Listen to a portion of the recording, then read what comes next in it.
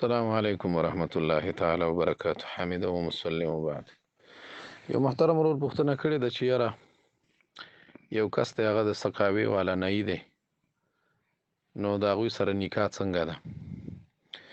جناب محترمه، یو خو د نهی لور کولی، یو نهی ته لور ورکولی، دې دواړو کې فرق دی. د نهی لور که څوک کوي او دا سړی پې راضي وي، دې کې هېڅ مسله نشته. که سړی په نسب کې تېنه اعلی وي او ښځه تېنه په نسب کې ښکته وي، دې کې هېڅ خبره نشته. دا خو فتح شامي صراحتاً لیکلي، ځکه وایي ښځه داسې ده لکه فرش.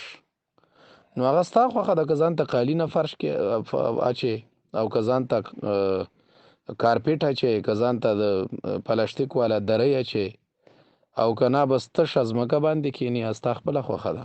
نو دغه رنګې د دې ښځې هم دغه رنګې مثال دی. نو که د نهی لور سړی کوي او هلک پرې راضي وي او بلکل خوښه وي، هېڅ مسله نشته دی، ښه خبره ده. خو که نهی ته لور ورکوي نو بیا به څه مسله وي پکې. نو بیا فتح شامي لیکي چې په عجمو کې نسب په اسلام او حریت کې معتبر دی، کفاءت نه دی. کفاءت د دوو کسانو برابروالی په نکاح کې، کفو چې ورته وایي، هم جنس ورته وایي. نو هغې کې په عجمو کې بیا باقاعده طور سره اسلام او حریت دی. دا نورې مسلې په عربو کې دي، دا نسبونه او دا شیان دا په عربو کې دي.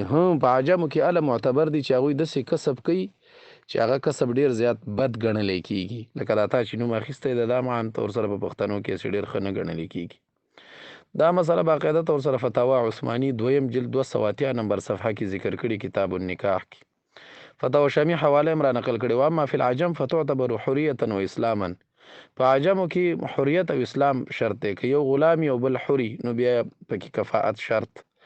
اسلام یو مسلمانی بل نه. په فتاوا شامي په دې باندې غټ بحث کړی، خو ډیر ښکلی بهترین بحث ور باندې جدید فقهي مسایلو کړی. جدید فقهي مسایلو باقاعده طور سره په صفحه 214 کې کتاب النکاح کفاءت کې د حکم، نو هغې کې باقاعده یاره ډیر بهترین تفصیل پې کړی. خو خلاصه د تفصیل همدغه رنګې ده چې یاره که لور څوک چاته ورکوي نو هغې کې حریت او اسلام شرط دی باقاعده طور سره.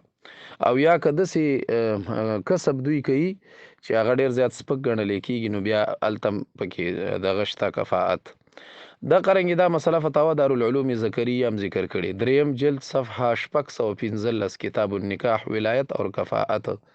نو خلاصه د خبرې دا شوه، که لور د نهی نه سړی کوي خیر دی ودې کې تېنه، خو که لور ورکوي نهیانو ته، نو بیا باقاعده طور سره په کار دا دی چې پوښتنه وکړی شي. رضا د عاقدینو پکې شرط ده، او دغه رنګې رضا د اولیاو هم پکې شرط ده. که پې راضي وي څه مسله نشته، خو که د چا په اختلافي یا د پلار اختلافي یا دا څوک چې ورکوي د ده اختلافي، نو بیا ښه خبره نه ده. السلام علیکم ورحمت